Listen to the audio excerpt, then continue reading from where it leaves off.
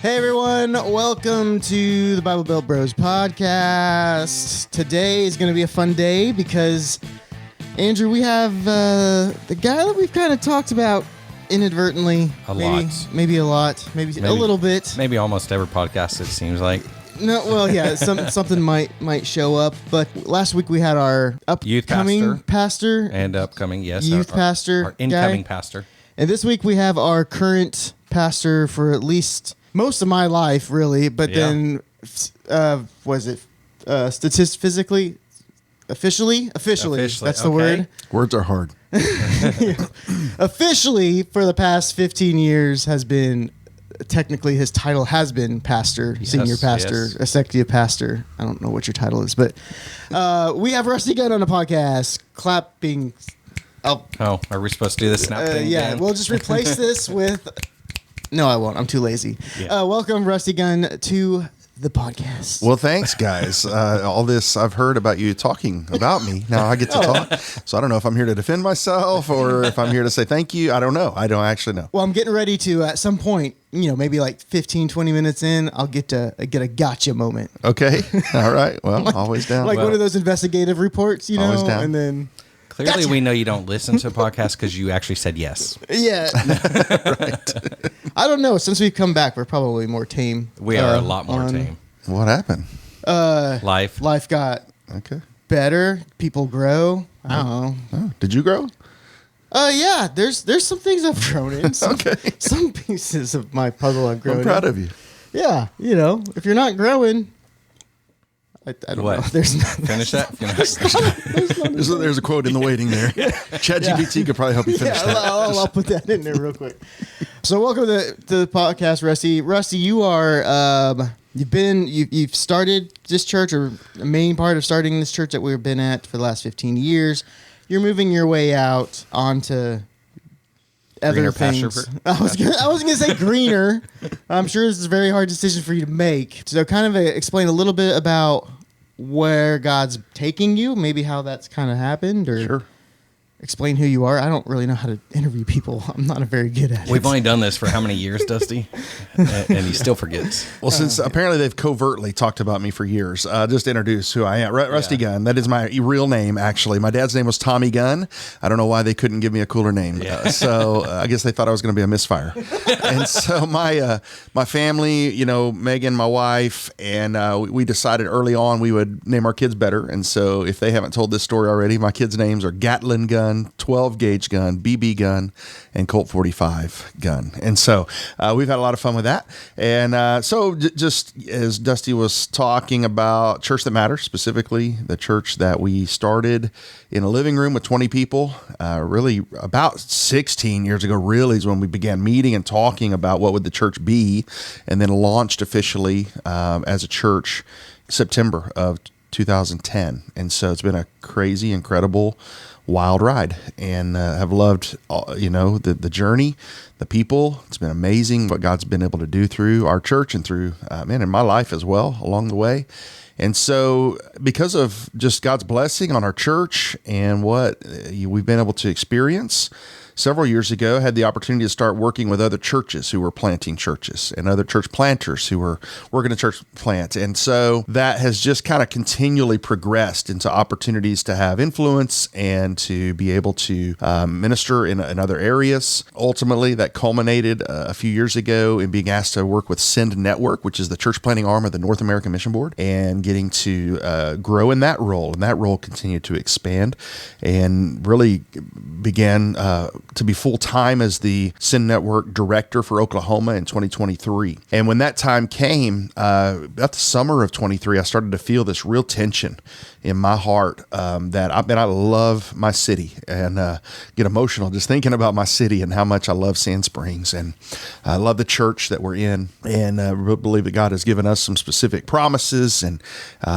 directives here in our city. And so leading that has been the joy of my life. But I also knew that God had given me this opportunity, these open doors, and this call to go in other places and to help establish works that would be gospel-centered and would reach their communities with the gospel. And so this tension in my heart was I was traveling a lot, working with other churches. I'm in meetings with the Sin Network and other networks as well. And while I'm in those meetings, I'm getting messages from our team back home, who were tremendous, by the way. Man, we just we had talked about all of this transition and me taking more on the role of church planting, and they were on board and thankful that we're getting to send out, me as a missionary in a sense, and they were carrying the ball. And all the day-to-day ministry stuff, I was still lead pastor, but it was really visionary role primarily. And so I'm getting text messages and Slack messages in our communication channels and emails. And it was stuff that, was related to our church that I had not probably well empowered them to make some decisions, that things that I just continued to hold. And so this tension in my heart was, I can't give my full attention and my heart to this pastor who's wanting to send out a new church planter. While I'm getting a Slack message about something happening back home that I also really am drawn to go and address real quickly and deal with. And so it was just this torn thing, and it was happening more frequently. And just began to recognize that that there was a shift coming. And in our church, we ended up calling it a holy shift. Yes. so that began some, intense prayer times and conversations that ultimately led to our elders and executive staff spending a season of fasting and praying about what it would look like and what a transition time would be and who would be our next lead pastor, and that I would step away from that role. And so we started that, we for a full year. We prayed and fasted at different times and met together for some corporate prayer. And ultimately, God just led us through the process that we, at the end of September, will hand off the role of lead pastor to Kyle, that you guys heard from on the last episode, I believe. And it was a crazy process in all of that, just praying and asking God to make it clear. Initially going into that process, I thought it might be one person, and then it wasn't that person. And so that was difficult and challenging. Sorry, Andrew. Yep. Yeah. And so I'm still crying. I really thought, yeah. And so, boy, was I wrong. All that process and wading through that and putting self aside and putting, even sometimes preferences and thoughts and those kind of things aside to say, Lord, this has got to be you. And so here we are. And it's, man, there's an anticipation that is really exciting in me, and there's an anticipation that is also challenging for me, thinking about letting go of things and that things will be different than I've done them and leadership will look different. Then I actually started seeing my counselor about a year ago about this, and just to say, hey, I don't feel grief yet, but I anticipate at some point I would. And so he's been helping me just to think about what that might look like and how I would process and react in those situations. So, just God's been good to us. So far, the transition has been incredible. The Lord's been so gracious to us, and the people who've been a part of it have been phenomenal. Our overseers who were in a few weeks ago, they said, first of all, our system of leadership in our church that they've been a part of since the beginning, one of the guys that has led in that has said, man, we really should consider publishing our system the way that we do it, because Absolutely. It's so different. He travels around the country and has had influence and impact in a lot of churches. And he says, when I talk about this around the country, people are so intrigued and really challenged by what you guys have done. And that really has fed into this process with transition. And he kind of echoed the sentiment about this too. When this is all done, we should document how this went, because so far it's been tremendous. And we know there have been challenges and will be more, but so far it's just been really good. So I don't know if that was like a whole podcast right there. All right, guys, thanks. We'll catch you next episode. You get a preacher talking, and that's how it goes. Should tell you, Rusty, these podcast episodes are usually shorter than your normal sermons. So just calm down. Okay. They're actually shorter than your prayer talks. Okay. No. Yeah. The offering talk, prayer talks. Yeah, the prayer times between songs. Could you not pray with me for just 1 hour? Just trying to be like Jesus. Yeah. We asked Kyle to kind of go into how he's feeling, and I know you cares? kind of already, right? No. Who cares what Kyle's feeling? He had other things on his mind at that time anyways. But then, so I wanted to pick your brain. I mean, you kind of already choked up a little and got a little bit of emotional. You're trying to make him cry at 8:30 in the morning? Yes, because this has been your baby. God gave you this vision to give you Sand Springs, and in my opinion, he's delivered well on that. You've created such a strong culture for CTM in this town. How do you feel that's going to get impacted? I mean, it's somebody else at the realm.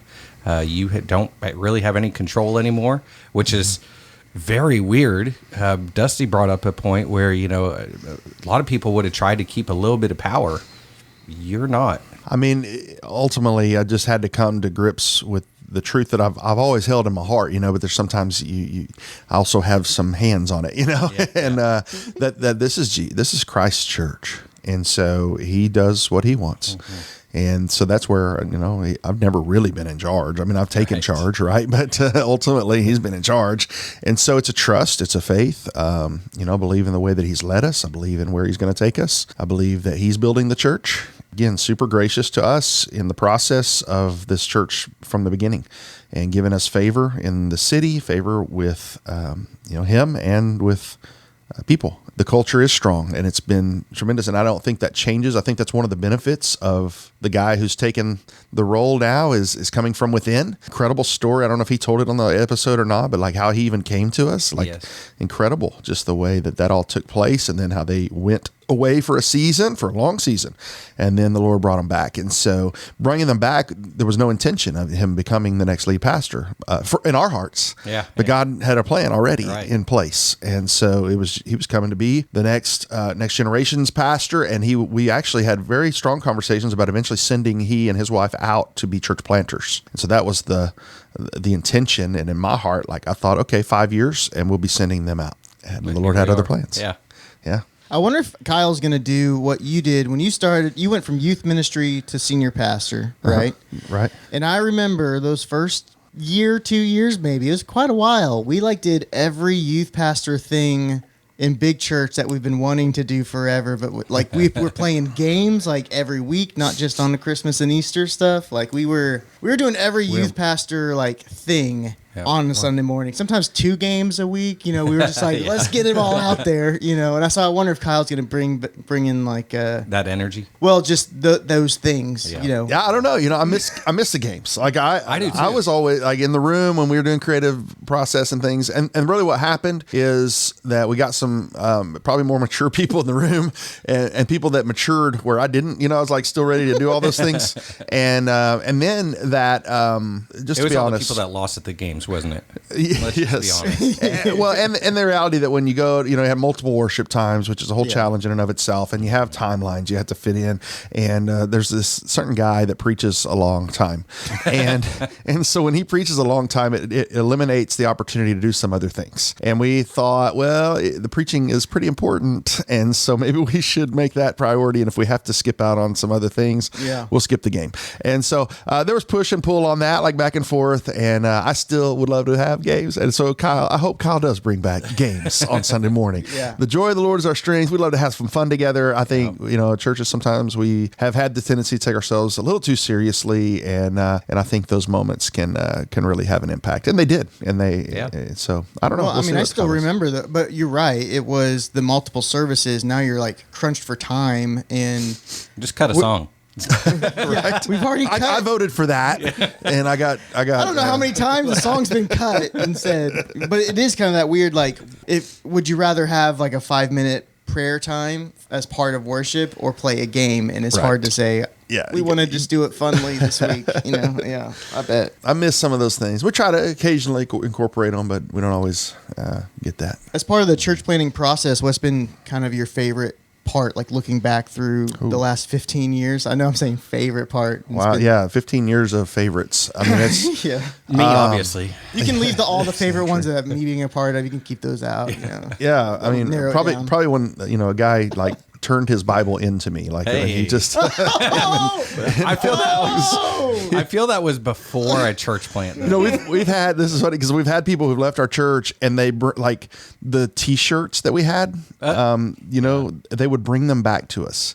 And it was like they're turning in their uniform. Nice. And so you just think, okay, well, Here's my Easter shirt from last year.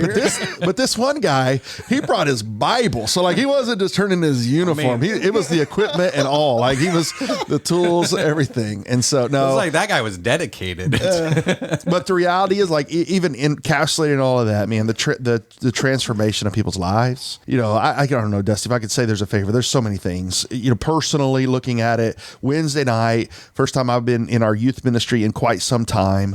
Somebody had to point it out to me, really, but once I reflected on it, it was pretty powerful to think. We had my wife, our youth guy was out because he and his wife delivered a baby in their car last week, like on Tuesday, I think, or Monday morning or something like that. And it's Tuesday morning. So I'm kind of helping stand in a little bit. My wife led the meeting for the adult leaders before, and then my one son got up and did the opening for the youth ministry. Another son, my older son, was in the music, with the music, helping lead the songs. Doing backflips. And did a backflip on the stage. And then both of them at one time, both of those boys at one time were on the stage. My daughter had run like they do a little cafe thing. So the hospitality ministry and fundraiser as well. And then my little 5-year-old was running around the room. Like he was influenced by all this. And then I got to lead the panel to talk to teenagers about relationships and sex and dating and those things. And so like our whole family, like the blend of ministry and life and seeing my whole family involved and engaged. The fact that my kids, we were able to plant a church that the people of our church have been so good that my kids love Jesus and they love the church and they love our family. And that's unfortunately not always common. And so if I have to pick a favorite, like personally, that's probably it. But all in all, man, it's just the transformation of lives that we've seen and the fact that we've been able to multiply and send out others all over to do the same kind of work. One thing before you started Send Network, if you had told me North American Mission Board, I would have thought, sending people out of the country to do missions. I had no idea that they actually did stuff in North America. Per se. So crazy enough, North America now is one of the top receivers of missionaries. More people are being sent here as missionaries than are really being sent out as missionaries. Wow. And so the culture has shifted in North America, specifically in the United States, and the rise of different ethnicities within our country. And so people from India, for instance, may be sending missionaries to reach the Indian population who have migrated to North America. Oh. Hispanics, there are people, we have missionaries on our Send Network team who have come here from Guatemala, from Nicaragua, from Venezuela, from Mexico, who are reaching Hispanics all over Oklahoma. That's just in Oklahoma. Blew my mind. To think, okay, say you grow up as a Guatemalan and, a missionary comes and influences you and you give your life to Christ, and then all of a sudden, I want to go to America and be a missionary. Most likely, the missionary, I can't say most likely because I don't know the statistics of where a majority of missionaries come from. We make up things. That's the whole point of this podcast. Oh, Andrew. you're right. We make you're up right. the statistics. No, Dusty, you do, and I correct you. Oh, that's true. After you go. Well, like 75% of statistics are wrong anyway. That's right. And are made up. 9 times out of 10 half the time. So what I was going to say is most likely the missionary was from America that led them to Christ. That's pretty arrogant of you to say. I know, right? Statistically, and now they're coming to the U.S. to be missionary. That's crazy in my mind. No, we've heard stories like that. Yeah, where somebody had come over, missionary with the International Mission Board, and they had impacted a community, maybe even planted a church, helped to plant a church, and then from that work has been raised up ministers, and then those who have been sent out. So yeah, it's pretty incredible to think. It is. What's the difference between because there is that missionaries being sent in the United States, and I'm assuming you're also saying like somebody from Oklahoma could be sent to California or whatever because those people need Jesus. Right. So what's the difference between going and being like, hey, I'm a pastor going to start a church here, and I'm a missionary going to serve here? Is there a difference between mindset of that? There shouldn't be. Like we try to tell our church planners now, like every church planner needs to think like a missionary. Like there's a pastoral aspect to that always, whether you're going to Honduras or India or China or anywhere else, there's a pastoral aspect to being a missionary, but ultimately we need to think more like a missionary than like a pastor. And is thinking like a missionary more of like, hey, this is maybe me for a season while I build this up, and it's not like It could be my career spot. I'm gonna try to stay forever. Yeah, it's a both and. I mean, most church planners end up staying for at least a while if their church is bearing fruit and they're being able to do that. But there are more people who have more of an apostolic type of calling or apostolic type of gifting, and so they're going to be starters, and then they're going to move on and hand off the leadership to someone else. So let's take that word. Apostolic. Yes. Can you say it? Thank you. Only if you can say it. We're not going to talk about it if you can't say it. I heard that word apostolic Close enough. referred to you on this transition from senior pastor to helping more church planters, which I want to point out. The church, since the last 15 years, church planting is not a new thing that has been on the heart of our church, probably on the heart of you. Like, it's been incorporated in our church that we believe that churches should start churches type of situation. So we've sent out multiple church plants through our church, and we've lost people because they have to go help the next plant, you know, and those kind of We things. didn't lose them. We sent them. Okay. Come on. Yeah. We send them out, you know. So explain to me kind of like that mindset shift or that calling shift maybe, or I don't know if there's really a shift. I think just maybe a bringing about of it, a timing of it. I think I've always had an apostolic type of gifting in my life. You know, I'm pretty entrepreneurial. I don't know if you have ever recognized that, but like, you know, businesses and things. I think I started my first business when I was in 6th grade, and it wasn't a very honest business, but it was a business, and I was making a lot of money and as a 6th grader, and then kind of continued that pattern. And so, yeah, when you were my youth pastor, you had a business where you charged us for pop out of your house. That's true. Fridge, or 50 cents a pop or 30 cents or whatever it was. But, that's because you guys would drink like 3 cases a day of Dr. Pepper. And anyway, so just that, you know, kind of wiring. And I think maybe even some of that was formed in me by my family moving around a bit when I was a kid. And so just kind of shaped me in those ways. And so moving from place to place and going and having influence in other places has always been a part of who I've been. And so, you know, the apostolic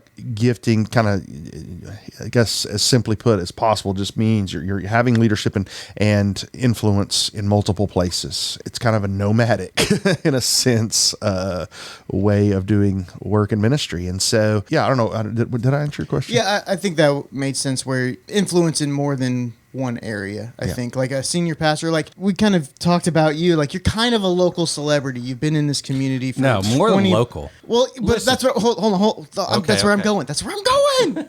All right. Don't downgrade Rusty Gunn. So you've been a local celebrity in a sense of you've been serving everywhere for the past 25 years, probably in this city alone. That anywhere you go, somebody knows who you are, and they're like, "Hey, Rusty," and they want to say hi. Those kind of things. That's why I say celebrity. It's not like So much to the point where we have to have a special person on you at Easter. So there's that aspect of your local reach, but you're saying like apostolistic. Now you're not. It's not just the city. It's these churches over here. You go speak over here. Rusty's been a person that every time I've known him, like from the small days where you had a flip phone to where you knew it was always a funny thing. Like Rusty knows everyone. Like Yes. if you're going on a mission trip to this state, Rusty knows somebody there. He can hook you up, like those kind of things. Right. Like that's always been you, but like especially like you're going from like this local reach to a national reach probably is what I heard. Yeah, I mean, God's just given me opportunity to connect with a lot of people over the years, and I have been a person who connects the dots as well between people. And so, yeah, like you said, hey, we want to go on a mission trip here, or of a church here or there, and I typically, just been well networked and been able to connect in that way. So You were a Chat GPT for me before Chat GPT Yes. existed. Hey, Rusty, what do you know about this area? there you go. What's funny is every time I've gone on vacation, I've always reached out to you and said, hey, I need a local church. And you give me a few options. You could also ask about restaurants, because I always know a good restaurant too. So somebody actually, one time we were working in youth ministry, and we are working on a plan for this group thing we were going to do. And I was giving all these landmarks of where the route would go and all of this, and everything I put was as a restaurant. And they kind of pointed that out. Like, how come everything is food related here? So I always find the good places to eat. What's funny is I believe when we went, actually, I remember when we went to Mexico with you, with my dad and our two youth groups, You knew the restaurants in Mexico too, it seemed like. Well, I get around, and when I go, I find spots. So I'm an explorer as well. Well, Dustin, when you think about like the apostolic piece, like looking back at the days when you were in my youth ministry in Aurora, Missouri, we would have Wednesday night youth ministry at even moving like from the church building out into the community. Like that's an apostolic type of thing. It's a missionary type of thing to do. So we had that piece, and we would finish, our Wednesday night thing. And then you would jump in the truck with me, and on the way to Springfield, Missouri, we would pick up another young man from another youth ministry named Kyle Harmon and his bass guitar. And he would jump in the truck with us, and we would drive to Springfield, Missouri, to Southwest Missouri State University, now Missouri State University in Springfield, and I would lead worship music for this college ministry, and sometimes even speak for, it was called Midnight at SMS, and that started at 10 p.m. And so we ended about midnight, I guess. So that was why it's called Midnight, or I don't know. Anyway, so even then, that was run by a campus ministry at the college, but also from another church, even from another denomination. Yeah. Okay. It was AG, wasn't it? That one was High Street Baptist Church, but they were not an SBC church. They were another, it was a BBF church. And then I did some stuff with the Assemblies of God in Springfield. So like even then, like this wide tent, this big tent, and opportunity to have influence and do things that were outside of the just simply my one local church context. God's just always had me in those environments. Andrew, this is your before Christ days. Yeah. Rusty and I used to hang out all the time. And then he transitioned to me. I don't know why my parents even not that you're a bad influence. That was a weird way. But you know what I mean? Like it was for a long time. Every Wednesday night, I would stay at your house that night because my parents let me go to church and then go to church again with you, and then go to Steak and Shake after live at midnight. And then Steak and Shake. And then go. So we're getting home like 2 a.m. and then I'm going to school the next day. Like that was my late usually. See, I used to go late. Usually, I used to go to midnight and then go to Fazoli's afterwards. Yeah, well, you missed out. Steak and Shake was where it's at, man. Yeah. Actually, I used to midnight, and then we would play ultimate football on the football field. Or ultimate frisbee. Back in those days, Steak and Shake was you could smoke in there, and so people would smoke, and you would leave there smelling like an ashtray. And so we're coming home from Springfield, Missouri. I've got high school kids, and here I am, like kind of college age-ish. I was a little out, that, and here I'm coming home. We're smelling like we've been to the club, man. And so, I'm thankful for the trust and the alibi. Like there was video evidence. We were at this thing with worship music and college students. So all of that, man, and that's kind of part of my ministry all along. So now you've just taken it a step further and made it your career. I guess so. Yeah. I've always wondered with like calling and stuff like that. So like, what does that mean? Does calling change? For instance, for like me, like in 8th grade, there was a calling to be a youth pastor, but do I know what that looked like? I don't know. It doesn't. I don't think your calling necessarily means that's your full-time job type of situation. Right. I think is kind of what I've gotten from that. But like definitely when I serve in youth, I have way more life. I don't have a desire to be a point person or like the main person. Like I've always felt like where I fit is the support roles. So you're a background dancer. Right, but when I felt called to be youth pastor, I just assumed, well, I'm going to be the Rusty Gunn of the youth ministry, like at some point, that kind of situation. And so you're going to misfire. Yeah. So for you, like you had a calling, something to do like God's going to give you Sand Springs or some sort of visionary calling like that. So did that shift? Does that shift, or does that like God calls you here to then you can see this, and now He's calling you here? Is that when the Lord like gave me that promise that I'll give you the city of Sand Springs? I didn't know what it meant then. Like I was like, I don't know. Does that mean I like run for city council? I'm supposed to like be Mayor Rusty? I don't know. And so actually it kind of got put on the back burner for a season as well as life just went on, and we had our first child, and so life was happening. And so now looking at that, I've asked that same questions like, has that promise been fulfilled? Is it still being fulfilled? And there's a sense of it that, Andrew just said it a minute ago, like God has done it, and he has, but I don't think He's done. And part of that has been things like when I think about the David being wanting to build the temple and really the calling he felt to do that, to build the temple. But it wasn't David who actually ended up finishing the temple. Solomon ends up getting to build the temple. I think there's an aspect of that. Like my sons, both physical and spiritual sons, are going to see the fulfillment of that promise even more so than I've seen it already. It's so fun watching the wheels spin in his mind. In my mind? Yeah. And so I think maybe there's some progressive calling in that. Like if God had, immediately called me to be a pastor straight out of college or while I was in college or whatnot, man, would I have followed through with that? I don't know. Would I have been so fearful, or would I have blown things up? Like, was there maybe a need for a calling on the way to the calling, and that if I'd seen the full calling ahead of time, one, I would have been impatient and probably tried to rush toward it, or would have just run from it, or who knows? And so I think there's sometimes God's using those callings along the way to shape you for the next season. It made me think of like the disciples when they were like, "Oh, Jesus is going to be king on earth," and so their interpretation of that, like, "Oh, he's going to take over the king. Right. We're all going to serve under him. This is what's going to look like." And so sometimes I think that's how calling is. Sometimes is like we think just because of what we know to be true and how we see things, like this is how it's going to be. But until you actually start walking. And ultimately, we got to always hold like that idea of calling to a specific thing. I think we have to hold that with an open hand and just say the calling is to obey. The calling is always to trust and obey. And so I do believe that the gifts and the calling of God are irrevocable. They're without repentance. Romans tells us that. So I don't think that all, like, I'm released from callings, but I do believe God may shift it and change it along the way, if that makes sense. Yeah, I can definitely see that in my life and in general. And by the way, man, when it comes to the behind the scenes guy that's not in charge, making things happen, you're one of the best I ever served with, Dusty. I loved it. Wow. Like, we had some fantastic times, and some difficult times, but some really, really great times. I think if you have fantastic times, you have to have difficult times. In this world, we will have trouble, and his name will be Dusty Hunt. Okay. So, that's the revised Rusty Gunn version.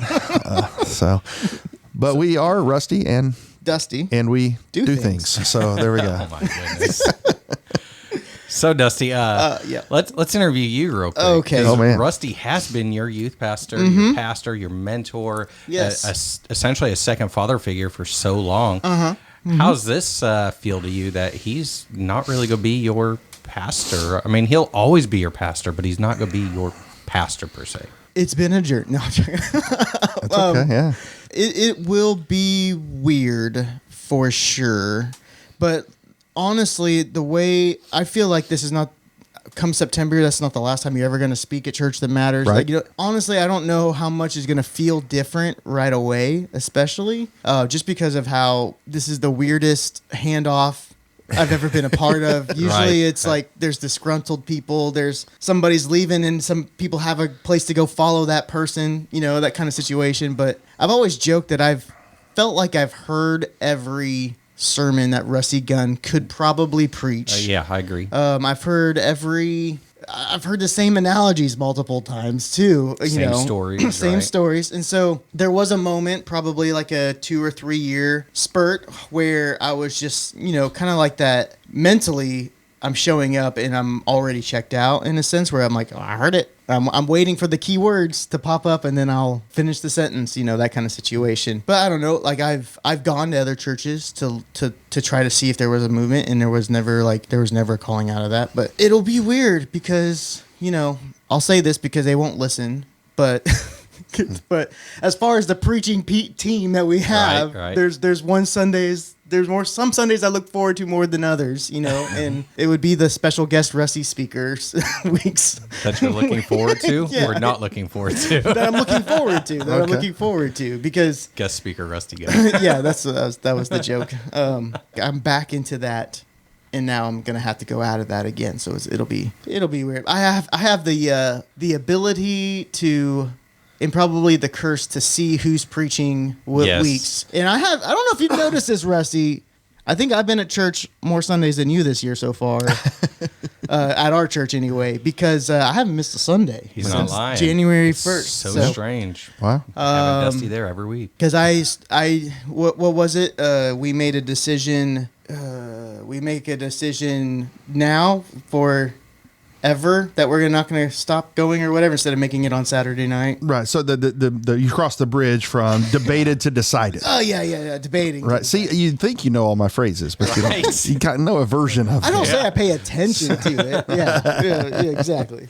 Yeah. But, yeah. So I've crossed that bridge back. A lot of help from the wife. She's a little bit better than me on a lot of things. But there was a while where I was debating and that would be the part of it is who's preaching. If it's Rusty, then yeah, we'll make it work. And then Andrew would make fun of me because if I was there, I was definitely serving at the time. Yep. So.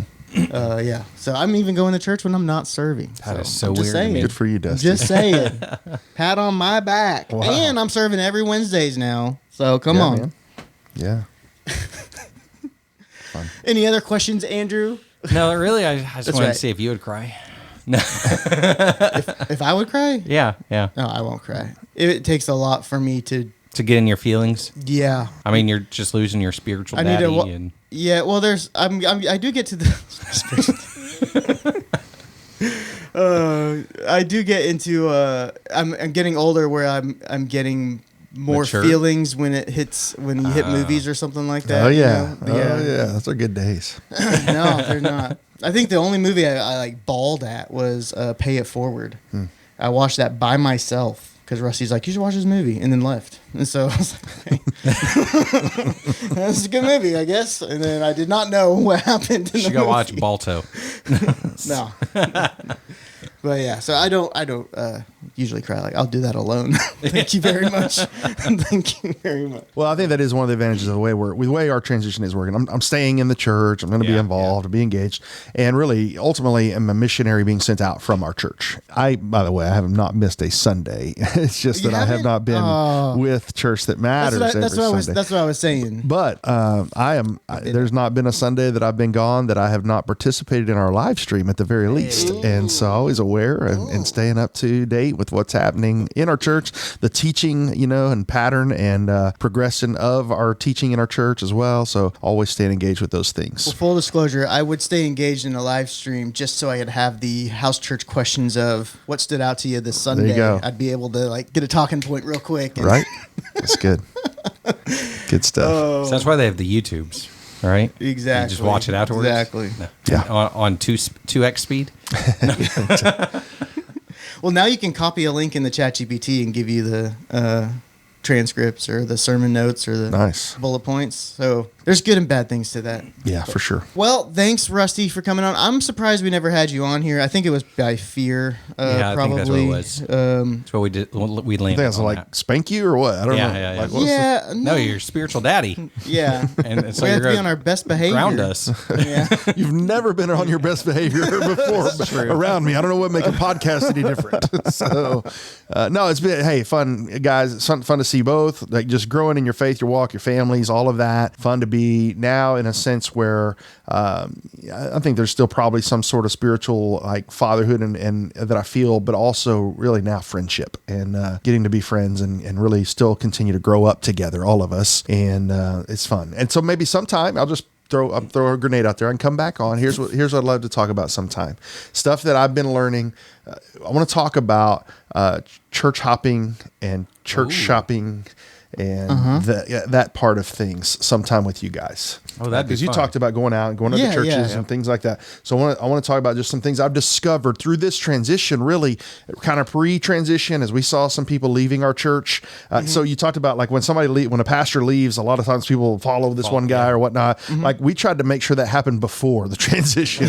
And so we kind of did it everything up front. And so when that happened, it just caused me to really dig into Scripture Scripture and what the Lord says about the body of Christ and the family of God and how it relates to the actual local church. So would love to be able to talk about that sometime with you guys. That'd be a great topic. Yeah, because we don't ever know what we're going to talk about before we start talking. So We used to. It would be nice to have something. But it's also kind of like a Rusty Gunn sermon. We've talked about everything already, so no. So now we just do it again. I mean, we're on a 2-year hiatus, so everything's fresh again. Yeah. Well, thanks for tuning in, guys. Thanks for listening, and Share, subscribe. we don't ask them to share. Or subscribe. Okay. Okay, this is a guilty pleasure podcast. I've only listened to like 5 podcasts ever, and they always say that at the end. Yeah. So it's fine. and I should maybe help you. subscribe for more content. I mean, maybe we should say that so we can actually grow this, but Hey, yeah, and so we also need to get. Never mind. Yeah. So, see you guys. take it Bye. easy. This is a great ending.